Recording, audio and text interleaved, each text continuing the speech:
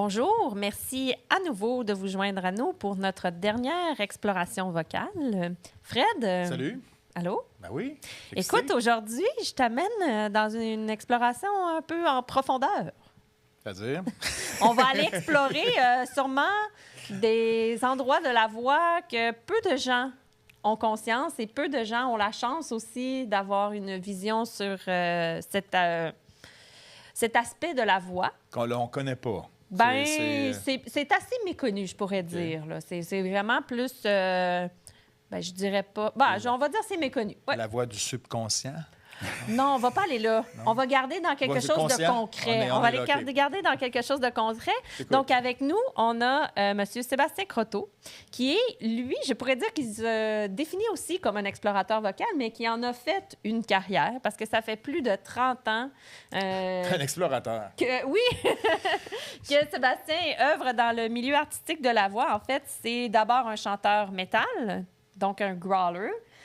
Avant tout, mais peu à peu, sa pratique s'est diversifiée à la création de voix de personnages de jeux vidéo, de personnages de cinéma, d'animation. Et Sébastien a tout un pan aussi d'enseignement et de formation par rapport à la voix. À la voix... Comment tu la qualifies, la voix que tu enseignes? Les voix que tu enseignes? En fait, on a parce que j'enseigne aussi le chant de gorge, donc chant inuit, chant tibétain, mais disons qu'on appelle ça généralement les formes de voix extrêmes. Hein, on aime bien faire peur aux gens avec un mot comme celui-là. Ça fait peur, hein? Mais oui, ça fait peur. Ça fait peur. En fait, c'est un peu comme un épouvantail qui sert à faire fuir les corbeaux. Mais donc, c'est ça. Généralement, on parle de voix extrêmes ou en français, on va dire des voix saturées. En fait, on parle de saturation vocale, on va parler de distorsion vocale. Donc, ça, c'est ma spécialité. Ça parlait de ça, hein? Non, hein? mais moi, quand tu me dis distorsion, j'imagine très bien une aiguille dans le rouge. C'est ça? Oui. Toi, tu vas péter les aiguilles. Généralement, je fais attention, mais oui. C'est de la spéologie vocale. C'est ça que je voulais dire. Quand tu me parlais d'explorer les profondeurs, moi, c'est un spéléologue. OK, tu vas dans la caverne. Oui. En fait, quand j'étais jeune, je voulais devenir astronaute. Ou archéologue. OK, dans les extrêmes, ce soit très haut. Et là, aujourd'hui, j'explore l'espace de ma voix. OK. Et je déterre des éléments anciens que l'homme a enfouis dans sa propre voix. Alors, j'ai réussi. Non, mais j'ai pensé avant. Puis, en pré-entrevue, Sébastien avait dit une phrase qui, moi, comme, tu sais, est restée vraiment marquée. Puis, c'était ça, une des dernières phrases que tu as dit, Sébastien, en pré-entrevue qu'on avait fait ensemble. Tu as dit « À chaque jour, je suis toujours encore en train de découvrir quelque chose. » Et moi, ça m'a impressionné avec le cursus que j'ai vu, que j'ai lu et les réalisations que j'ai pu voir de toi. Je me dis, quelqu'un comme ça, encore après 30 ans, continue à découvrir des aspects de sa voix. C'est vraiment une démonstration phénoménale de la diversité et de la capacité vocale. Absolument, surtout de tout ce qu'on peut utiliser dans la construction d'un son. Parce qu'on a une utilisation relativement limitée pour les besoins de communiquer avec les gens. On n'ira pas commencer à parler comme ça. Disons que ça serait peut-être un frein à la communication. C'est un peu le sérieux aussi, à parler comme ça. Peut-être pas pour... mais on utilise la voix vraiment d'une façon relativement limitée par rapport à tout ce qu'on peut utiliser dans la normalité des choses. Oui, absolument. Ouais. Mais moi, je veux savoir, là, parce que là, tu l'as bien résumé aussi, puis vraiment, comme un archéologue, on découvre toujours. Tu sais, là, 2025-2026, on va continuer à trouver. Puis l'astronaute ici, on va toujours plus loin. Donc, c'est vraiment un beau résumé de ce que tu as dit puis comment tu t'es présenté. Mais Sébastien, qu'est-ce qui est arrivé? Pourquoi à la base? En fait, si je remonte à ma tendre enfance, c'est probablement de la faute à Cookie Monster dans Sesame Street, quand il chantait « C is for Cookie, that's good enough for me ». Mais là, tu avais quel âge? 5 ans. Non. Et j'adorais la voix. Pour moi, j'ai même demandé à ma mère de m'acheter un toutou de Cookie Monster parce que pour moi, sa voix me fascinait. Puis après ça, j'écoutais G.I. Joe avec le commandant Cobra. Puis le commandant Cobra, il parlait « Hey, G.I. Joe! » Et tu devais être tannant, toi, hein? Non, mais je n'étais pas capable de faire ça. Non, t'es tannant à l'école. Mais bref, j'avais une fascination pour les vilains parce que c'est eux qui avaient les voix les plus intéressantes. c'est vrai que les gentils, en les général, héros, c'est... j'ai le pouvoir. Moi, je trouve ça... Évidemment, pour pas me faire écarter de tous mes amis, je faisais semblant de prendre pour le héros, mais c'était vraiment les méchants, moi, qui m'intéressaient. C'était ceux-là qui me fascinait le plus, surtout pour l'élément de voix. Après ça, j'ai chanté, j'ai été chanteur dans une chorale à l'église, à la Basilique de Québec pendant 4 ans, quand j'étais relativement jeune. Et ensuite, je suis allé... Là, il me semble, dans une chorale, c'est pas très grave. Non, pas du tout. Non, là, j'ai plus exploré... L'autre côté. Alléluia! Les registres aigus, Alléluia et Saint, Saint, Saint, le Seigneur Dieu de l'univers. Ensuite, je suis arrivé à Rimouski, là, j'ai découvert le métal. Fait que là, le bon Dieu a pris le bord. C'est là aussi, peut-être Assez qu'on s'est rapidement. croisés. Et Wow. là, j'ai commencé à écouter. Et puis, évidemment, à l'époque, parce que là, aujourd'hui, on a énormément. Disons qu'on a beaucoup plus de connaissances scientifiques sur les mécanismes pour produire les effets vocaux. À l'époque, en 1990, il n'y avait pas de livre, il n'y avait pas de tutoriel sur YouTube. Notre seule façon de pouvoir apprendre à faire ce genre de voix-là, c'était d'écouter le chanteur. Dans mon cas, c'était écouter une cassette parce qu'il n'y avait pas de CD. 2-3 choses là-dessus. Il faut savoir que Rimouski, pour y être allé pendant 3 ans, travailler à la radio là-bas, c'est une ville très métal. Très. Il y a très beaucoup de gens qui aiment beaucoup le métal. Puis pour avoir un petit peu étudié dans les créations, les courants musicaux, la création de ce fameux métal-là, ça vient de où? Pourquoi qu'on a décidé, tu penses... Tu sais, on est là dans les cavernes. Là. Après ça, on peut faire le lien avec les chants grégoriens, pas grégoriens, mais tibétains. Ouais. Tu sais, c'est un instrument de musique à la base, la voix, mais eux sont partis comme, OK, on va aller dans le grave. Ben, en fait, c'est encore une fois... Oui, mais pour moi, il y a une explication. En fait, si on regarde, par exemple, les modes vocaux utilisés par les moines tibétains et les gens de Mongolie, okay, si on analyse la façon de faire vibrer, en fait, les bandes ventriculaires... Pardon, un chat dans la gorge. Si on regarde le mode vibratoire, c'est un mode vibratoire périodique, c'est-à-dire synchronisé. OK? Et si on regarde, en fait, les sujets qu'ils vont aborder, c'est quoi? C'est la spiritualité, la synchronicité avec la nature. Les vibrations. C'est l'harmonie. Et si on regarde les sujets qui sont abordés par le métal, on parle pas d'harmonie, on parle pas de papillons, on parle de ce qui ne fonctionne pas, on parle de l'horreur dans le monde. Alors pour moi, c'est tout à fait normal que le mode de vibration qu'on utilise sur par exemple, les bandes ventriculaires, soit un mode apériodique, un mode de désynchronisation. Parce que c'est exactement ça qu'on utilise. Donc pour moi, le fait d'utiliser ça, ce n'est qu'un reflet de ce qu'on parle dans nos chansons. On parle du manque de synchronie dans le monde. Donc, c'est tout naturel qu'on utilise ce mode de vibration-là dans notre instrument. C'est très philosophique, mais c'est vraiment ça, le métal, effectivement. Oui. C'est pour dénoncer. Puis là, on parlait de l'époque des années 80-90. Ce courant-là, effectivement, les gens qui faisaient du métal apprenaient à connaître le long hair band des années 80. Puis après ça, on était allé plus en profondeur. Mais il n'y a pas d'école de métal. Il n'y a pas de... Il n'y en avait pas à l'époque. OK. Il n'y en avait pas à l'époque. Il y en avait pas. Aujourd'hui, comme je dis, on a depuis 1996-1998, il y a eu plusieurs études scientifiques sur les mécanismes qu'on utilise pour la production d'effets de saturation. Donc, on connaît davantage sur ça. Il y a aussi... je veux dire, des gens qui ont parce que on a toujours l'approche aussi qu'on peut appeler théorique, où les gens vont lire là-dessus puis vont pouvoir en parler. Mais moi, ça a toujours été privilégié l'approche sensorielle, où j'essaie moi-même de faire les effets, de découvrir les effets de voix. Et ça a toujours été, et c'est ça qui est des fois le risque de ce qu'on fait, ça a toujours été essai-erreur.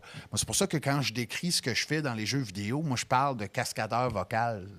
Je suis un cascadeur. Okay. Je fais des cascades au lieu d'être physique, c'est avec ma voix, parce qu'on a un entraînement vraiment spécifique qui nous permet, par exemple, de ne pas perdre la voix après 2 heures d'enregistrement. Si on prend un acteur ou une actrice qui n'a pas le genre d'entraînement qu'on a, on va lui demander de crier, puis après 20 minutes, la personne n'a plus de voix. Nous, notre façon de travailler, c'est d'activer et d'utiliser les effets de saturation et on ne les évite pas. On fait, les fait, manifeste. on bâtit là, une mémoire musculaire parce que c'est ça aussi la voix, c'est d'utiliser des combinaisons de différents muscles pour arriver à produire les sons. Et nous, ce qu'on fait, c'est qu'on travaille des combinaisons relativement particulières qui ne sont pas vraiment utilisées dans la vie de tous les jours. Donc, ton entraînement, il doit être sonore. Absolument. Donc, on passe chez vous un lundi soir pour l'entendre grogner pendant 2 heures. C'est en fait, je dirais, parce que j'enseigne beaucoup de la maison, mes voisins se sont habitués. OK. Oui, il y a toujours une période Travail à d'adaptation. Reste chez vous, on t'entend. de toute façon. J'ai déjà eu un appel de mon propriétaire parce que ma voisine pensait que j'étais en crise de santé mentale parce que je pratiquais pour un rôle et que ça faisait 3 heures que je répétais la même chose. OK. En C'est fait, sûr que... C'était pour le rôle de Hulk dans le jeu vidéo Les Gardiens de la Galaxie. Et pendant 3 heures, je faisais Hulk Smash! Comme ça. Et ma voisine... 3 heures de temps, c'est sûr que... Non, mais c'était vraiment pour maîtriser. Puis évidemment, quand je dis 3 heures, c'est pas à chaque minute. J'écoutais, je le refaisais. Mais en fait, c'est ça, c'est ce genre d'exploration-là qu'on va faire. Et même aujourd'hui, ce qui est intéressant, c'est de voir, c'est que la relation des gens avec la distorsion vocale, puis c'est pour ça que les gens, des fois, ont comme une espèce de recul vers le métal. Parce que si on écoute la distorsion dans la voix, comment on expérimente la distorsion vocale dans une vie normale, soit qu'on est en douleur, soit qu'on est en colère, soit qu'on vomit, parce que quand on vomit, on a une activation des bandes ventriculaires. Quand on tousse, on a une activation des bandes ventriculaires. Donc, dans la vie normale, un adulte va expérimenter les distorsions vocales et c'est négatif comme expérience. En contrepartie, est-ce que ça fait... Moi, je vais aller assister au spectacle de Oshiaga. J'ai aimé ça. Mais quand j'allais à EV Montréal, pendant 3 jours, c'était juste du métal. C'est les moments de paix que j'ai vus le plus backstage et un peu partout dans le public. Est-ce que pour le chanteur de métal, chanter quelque chose de négatif en perception ou méchant, ou ça fait du bien? En fait, oui, et c'est pas parce que le côté négatif, c'est une perception même par rapport au métal. Mais pour moi, si je trouve que j'ai eu une adolescence relativement stable, c'est parce que j'avais une exutoire qui me permettait de sortir toute cette rage et cette incompréhension-là qu'on a envers le monde, qu'on comprend pas. Et j'ai pu le canaliser à travers une pratique artistique. Donc ça, pour moi, ça m'a... Puis même aujourd'hui encore, si je regarde ce qui se passe dans le monde, le fait de pouvoir être derrière un micro et faire le monstre, après ça, je suis en paix. T'es-tu fatigué? Pendant une couple de minutes. C'est-tu? Après ça, ça revient. C'est-tu plus fatigant que performer, tu sais, une chanteuse ou un chanteur qui va aller performer sur une scène pendant le même nombre de temps? Là? Est-ce que c'est plus exigeant? En fait, pour moi, la performance vocale sur scène... c'est qu'on parle d'une utilisation prolongée. Par exemple, quand je vais chanter, ça va être ça va être des longues phrases, tandis qu'en jeu vidéo, par exemple, j'ai une action à faire, par exemple, une action, je ne sais pas moi, d'attaque. Ouais. Donc, c'est très court. J'ai pas besoin de soutenir sur une durée toute une chanson. Donc, c'est différent parce qu'il faut quand même... J'ai des sessions d'enregistrement, des fois, qui durent 4 heures. 4 heures pour le commun des mortels, à crier et à faire ces effets de voix-là, c'est épouvantable. Mais la façon de le faire fait qu'on est capable de faire ça. Mais pour un spectacle, je ne serais jamais capable de faire 4 heures de spectacle sur scène quand on parle de musique. 1 heure, ouais, je suis capable. Donne, OK. Puis, je peux encore poser des questions? Je l'ai dit, tu peux poser. Tu sais, moi, je suis toujours curieux par rapport aux fameux sons des dinosaures ou des monstres du passé. T'sais, il faut être un petit peu de créativité parce que personne qui les a enregistrés, ces tyrannosaures-là. Puis on s'imagine qu'ils faisaient ces sons-là. Fait que, tu sais, oui, tu reçois, tu es un artiste, tu perçois, tu vomis ou tu sors ton méchant, là, puis ça fait du bien.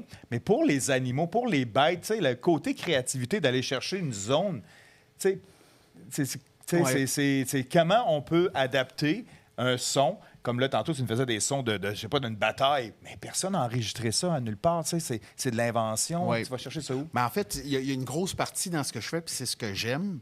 C'est la créativité. C'est-à-dire que, par exemple, quand je reçois des images de monstres, parce que souvent, on me demande mon avis sur « Hey, ça devrait quoi être le son? » Non, ça devrait quoi être le son du personnage? Okay. Parce que souvent, on a des créatures qui sont pas nécessairement comme un zombie où c'est... Donc, on a déjà ce que j'appelle des fameux archétypes zombies, vocaux. ces voix-là, c'est vrai que c'est Parce toujours qu'on le a même des son. archétypes. Quand tu penses à un orc ou à un uruk-hai, Ouais. oh, c'est la voix grave. Ouais. Quand tu penses à un gobelin, oui, maître, c'est parents. Et donc, il y a des archétypes vocaux qui sont déjà liés à certains types de personnages, mais pour d'autres, on va vraiment faire une analyse, en fait, des éléments visuels, les éléments faciaux, le corps. La caisse de résonance, j'imagine, s'il est tout petit, ça va être exactement. plus petit. Même la longueur du cou peut avoir une influence sur le son qu'on Ouais. va choisir.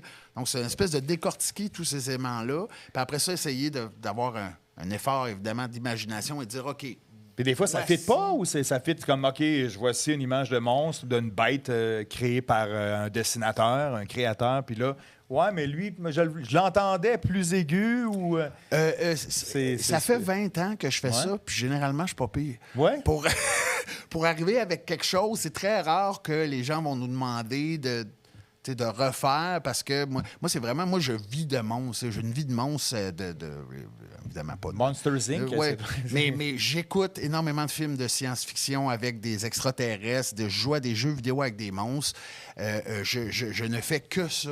Fait que vraiment, j'écoute comment les sons qui sont associés à différents types de monstres. Puis après ça, mon travail, ben, c'est d'arriver à ramasser tous ces éléments-là, puis après ça, d'en faire une proposition vocale, parce que j'utilise pas d'effets d'ordinateur. J'utilise pas de... Même dans ce qu'on fait, on fait ce qu'on appelle des layers de voix, des fois pour des personnages et créatures. C'est naturel. Il n'y a pas de traitement informatique. Il n'y a pas de traitement qui est fait. Ce que j'aime faire, c'est de démontrer, en fait, qu'avec la voix, on peut faire des choses qui sont absolument inhumaines.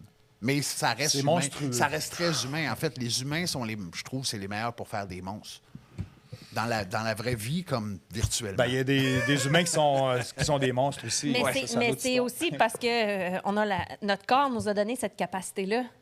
Tu sais, c'est la voix, en fait, c'est un cadeau. Là. Absolument. Fait que, tu sais, la façon dont tout ça s'est placé ensemble, ça donne un cadeau. Fait que, tu sais, c'est juste de toutes ces variétés-là, de toute cette exploration-là. C'est pour ça. Puis, tu sais, j'ai le goût de te faire l'exercice. Ah, c'est un défi, là. Oui, c'est vrai, le jeu. Ben oui. Ben, en fait, j'ai le goût de te faire l'exercice, Sébastien, parce qu'on a ici notre logo du lancement de Parlons Voix, en fait, du projet de Parlons Voix, et notre mascotte. Il n'est pas très monstrueux. Non, mais Non, pas mais obligé. il peut avoir une petite voix. Mais c'est important pour nous qu'il y ait une voix, en Oui. fait, parce que, en fait, il y a un nom. Il s'appelle Larenzo. Lorenzo. Larenzo. C'est cute. Oui, OK. oui. Ben, en fait, parce que notre mascotte se représente l'anatomie, je pourrais dire, de l'appareil vocal, soit le cartilage thyroïdien Oui. puis le cricoïde. Donc, c'est ce que ça représente. Sébastien, c'est des mots que tu connais, hein? Absolument. Mais j'aurais le goût de te faire l'exercice. En fait, en le regardant, parce qu'évidemment, le petit corps avec la bouche comme ça, c'est Il n'y a pas vraiment... de coup, là. Non, mais c'est ça. Il y a pas... Ça va être difficile de faire un son, pas de coup. Mais c'est vraiment, en fait, pour moi, c'est pas une voix grave, c'est pas une voix, c'est une voix qui est beaucoup plus aiguë. Quelque chose que, par exemple, j'utiliserais l'aluette, en fait, pour le faire, ce serait un... Comme ça. C'est comme un dindon sauvage, un peu. Les dindons, c'est peurant, des fois. Les dindons, c'était peurant, mais c'est ça, quelque chose qui est dans... Puis- OK. Mais c'est drôle que tu sois allé vers l'aluette alors que l'aluette n'est pas représentée dans le... Absolument, mais des fois, il y a des... Ben, quoi que... Derrière. le petit- Des fois, il faut être créatif. Ben non, mais Je peux c'est- pas faire un son, à part peut-être... Mais même là, ça, c'est les cordes vocales. Ça serait dur Sans de lui. représenter un son de strictement la structure osseuse. Donc, c'est pour ça du que tu es larynx. allé le pousser plus haut. Oui, puis Ah! surtout, c'est un personnage sympathique, fait qu'on s'imagine pas une grosse voix. Mais il n'est pas épeurant. Pour moi, c'est beaucoup plus... Ça va bien, je trouve, avec ça. Et est-ce que tu acceptes que ce son-là... parce que là, il est enregistré. Absolument. Vous avez tous les droits pour l'univers et pour l'éternité, comme c'est le cas des contrats souvent qu'on signe dans le milieu des arts. Faut pas.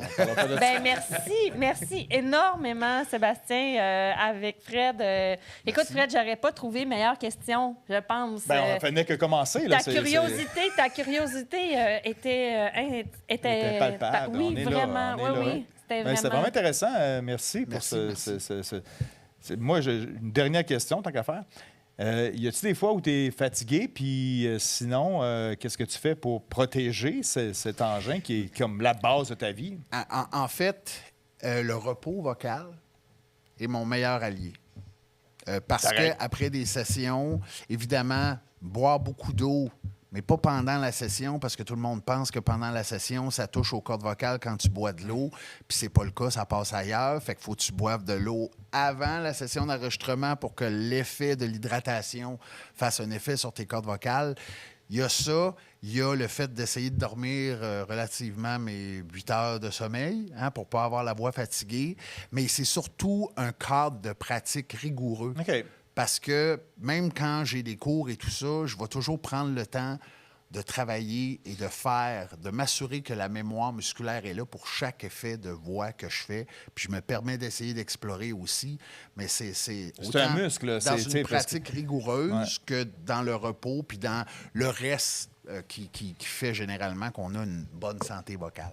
Parce que tu l'as dit 2 fois, là, c'est vraiment la mémoire musculaire qui est pour l'athlète et pour le performeur. Absolument. Tes muscles étant Mais là. en fait, pour n'importe qui, là, les conseils que Sébastien vient de donner sont bons. Tu sais, dans le fond, on s'hydrate, on se repose, c'est la base pour que notre système soit prêt à produire la voix. Puis l'entraînement spécifique, on n'y pense pas, mais en fait, c'est important. Sébastien m'a déjà dit en pré-entrevue, je dis aux gens, tu vas être bon pour crier, je vais te montrer à crier. Alors qu'il y a des gens qui pensent que pour bien crier, il faut qu'ils protègent leur voix, il faut qu'ils fassent certains drôles d'exercices. Non, puis c'est un petit peu ça aussi. En fait, on ne devient pas bon crieur en ne criant pas. Je veux dire, si on prend n'importe quel athlète puis qu'on regarde comment il est devenu bon dans sa discipline, il a pratiqué sa discipline. Il ne l'a pas évité. Alors, toute l'idée derrière, si tu veux devenir un bon crieur, ne crie pas. Je veux dire, pour moi, c'est complètement loufoque. Dans n'importe quelle discipline où il y a un entraînement musculaire, c'est pas comme ça qu'on apprend. C'est pas en évitant, c'est en le faisant. Oui, puis c'est la même chose qu'on utilise en rééducation vocale aussi. Là. On va montrer aux gens à utiliser leur voix en fonction de ce qu'ils ont besoin d'utiliser.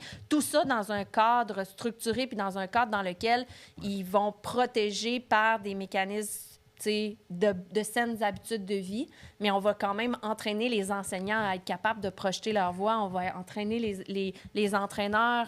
On va entraîner les entraîneurs. Bien, mais ça, c'est beaucoup d'entraînement. Mais c'est ça, en fait, c'est que ces gens-là, je pense à des coachs de piscine qui ont des milieux excessivement bruyants, bien, on va leur montrer à projeter leur voix dans ces milieux-là. Ils n'ont pas le choix, c'est ça leur travail. Ça, c'est comme nouveau aussi, comme qu'on allume un peu là-dessus, il me semble. Là.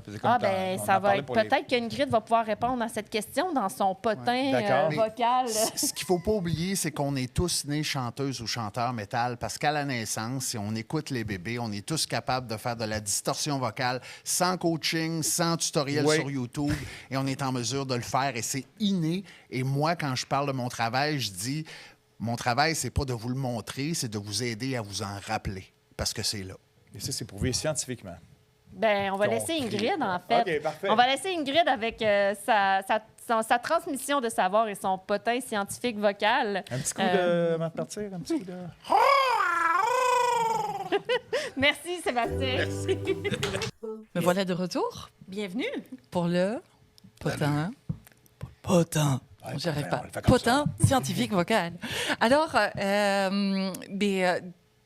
Sébastien nous a déjà dit tout un tas de vérités entre les liens anatomiques de sa voix et de ce qu'il arrive à produire. Mais je vais apporter des petites nuances, parce que c'est mon rôle de scientifique. Non, t'es là pour ça, Il faut quand même un petit travail ici. Alors, mais je trouvais ça super intéressant, ce que Sébastien disait par rapport au nouveau-né. Effectivement, le nouveau-né, il sort du ventre de sa mère, il peut vocaliser. Donc déjà, ça nous dit que la voix, c'est un patron inné. C'est quelque chose, on n'a pas besoin d'apprendre à faire de la voix, c'est quelque chose qui est inné. Là où c'est pas tout à fait vrai qu'on va se souvenir comment faire une voix avec des distorsions, c'est parce qu'en fait, le larynx du nouveau-né et le larynx de l'homme ou de la femme adulte, ben, c'est pas du tout les mêmes structures. Donc je dirais oui, il y a, je dirais on va se souvenir quelque part un peu se lâcher dans l'exploration parce que qu'est-ce que fait le nouveau-né? Il va explorer sa voix sans limite. Donc réexplorons, c'est de ça qu'on va se rappeler de faire. Mais c'est vrai qu'on est avec une toute nouvelle structure vocale qu'on n'avait pas quand on était tout petit. Mais pourquoi le nouveau-né, il utilise sa voix avec des distorsions? Mais Sébastien, il nous a beaucoup parlé des émotions négatives que ça amène. On sent la colère, on sent la tristesse, la détresse là-dedans, le vomissement même. Donc, c'est toutes des choses négatives. Mais même, ce qu'on sait, c'est que de manière générale, dans la nature, pas juste chez les humains, les signaux de détresse, ce sont des signaux de distorsion. Et ça, il y a une explication qui est physiologique, physique, de comment est-ce qu'on entend, c'est quoi qu'on va percevoir avec nos oreilles. Mais tout ce qui est chaotique, en tension, distordu, ça va venir nous signaler qu'il y a une alarme, il y a quelque chose d'important qui se passe. Et on peut voir dans la réaction des cerveaux, quand on fait entendre des signaux d'alarme, ça va venir activer l'amygdale. Et l'amygdale, c'est le centre de la peur du cerveau humain. Donc les enfants, lorsqu'ils crient... ils font peur à leurs parents. Parce qu'il y a un besoin. c'est manger.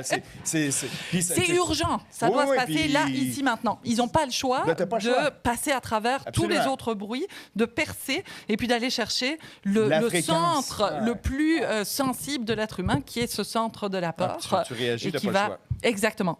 Et donc, il y a ce bout-là, mais il y a un autre bout aussi dans les voix que Sébastien crée et qui sont très intéressantes pour les personnes qui travaillent en clinique comme Anne-Marie. Mais en fait, certaines pathologies vocales vont faire en sorte qu'on ne peut plus utiliser les plis vocaux comme on le fait dans une voix habituelle. Donc, on l'a entendu dans un autre épisode avec une personne qui a une paralysie vocale et puis un pli vocal qui ne peut plus être utilisé. Ça va rajouter une distorsion dans la voix. Mais puis, on a aussi des personnes où on va carrément venir enlever un morceau du larynx ou même le larynx au complet. À cause d'un cancer, par exemple, ces personnes vont devoir réapprendre à faire du son pour quand même pouvoir créer de la parole. Puis elles vont parfois créer des voix qui vont ressembler aux voix monstrueuses que Sébastien nous a démontrées ici. Puis ce qui est intéressant, c'est que alors que Sébastien, lui, c'est son métier d'aller chercher ces voix-là pour susciter cette peur, cette crainte chez les personnes qui vont l'écouter. Mais les personnes chez qui on a enlevé le larynx ou une partie du larynx, ben, c'est pas ça qu'elles souhaitaient. Elles vont devoir continuer à vivre avec cette voix qui, d'un coup, devient une voix monstrueuse. Donc, il ne pourra pas changer la fréquence, justement. Mais non, justement, parce que les structures qui restent ne sont plus capables d'aller chercher toutes les nuances que les petites délicates cordes vocales ou plis vocaux sont capables d'aller chercher. Donc, il y a tout un enjeu aussi quand on va travailler avec des personnes qui ont ce qu'on appelle un trouble de la voix. C'est vraiment retravailler sur cette identité et sur comment on va être perçu par les personnes qui ne sont pas habituées à nous entendre ou qui, à juste titre, vont percevoir un signal d'alarme dans notre voix, un danger, quelque chose qui est dissonant. Donc, ça nous fait penser à ce défi que ces personnes relèvent. Puis, notre cerveau, il fonctionne comment? Quand il perçoit des sons, en une fraction de seconde, il va diviser les sons en sons vivants, sons qui ne sont pas vivants. Ça vient d'une source vivante ou ça vient d'une source non vivante. Puis dans les sources vivantes, est-ce que ça vient d'une source humaine ou d'une source animale? Fraction de seconde. Quand il est face à des voix comme les voix de Sébastien, puis il ne sait pas se décider. Il va se dire, est-ce que ceci n'est pas une source humaine? Est-ce que c'est une source vivante? Est-ce que c'est quelque chose d'artificiel?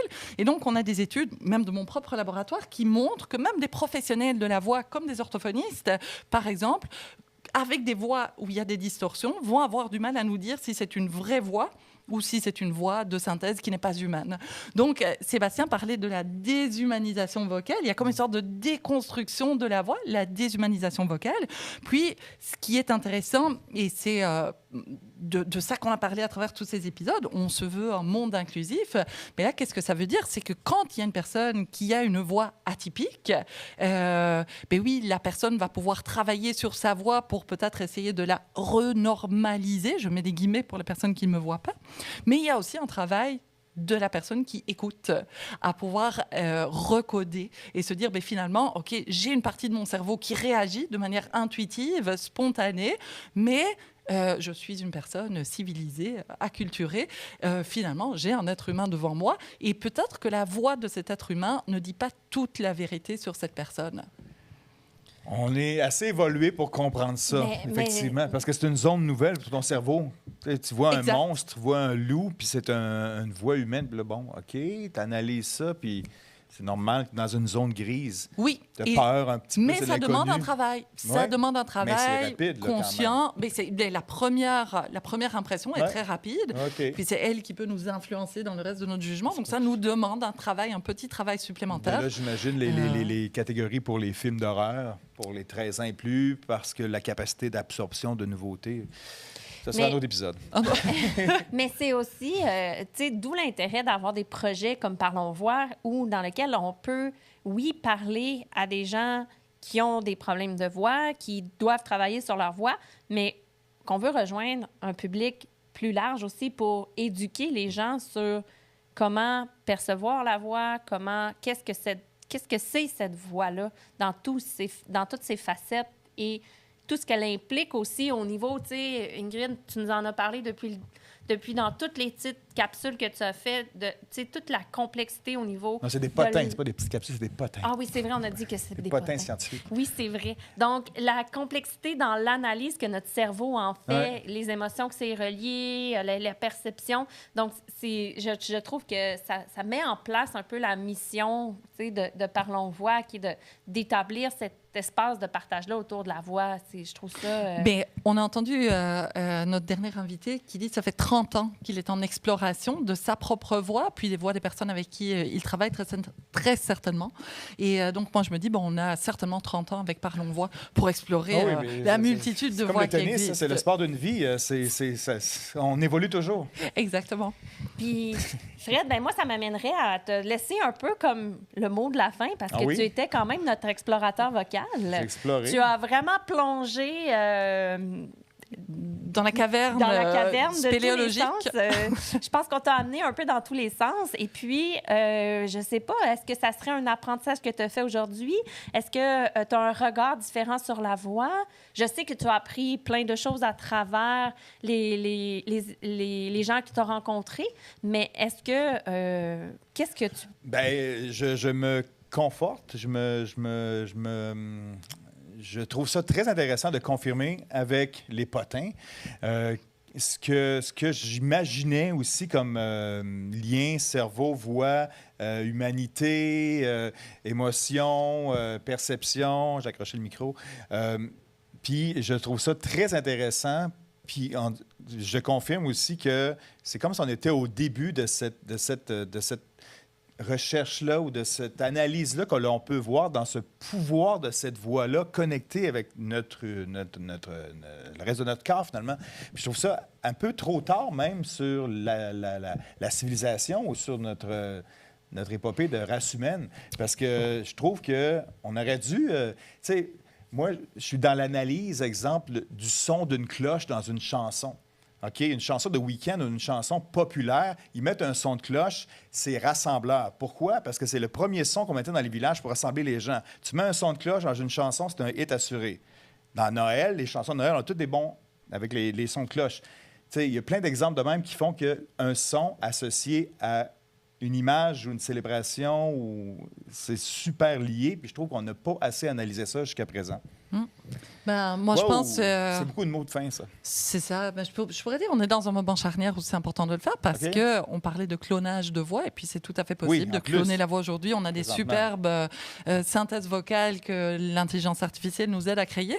Donc, peut-être que c'est le moment de se questionner sur l'importance de conserver nos voix humaines et cette diversité-là.